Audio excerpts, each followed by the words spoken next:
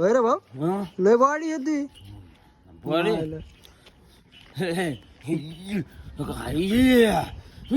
लय बॉडी मा खलास खतम हा लय वर्कआउट करतो जिम मध्ये एक नंबर आहे मग अच्छा कोणते कोणते डिप्स सांगतो डिप्स एका एका टायमाला हजार हजार 2,000 डिप्स आणतो हं हा दाखव बरं मला आणि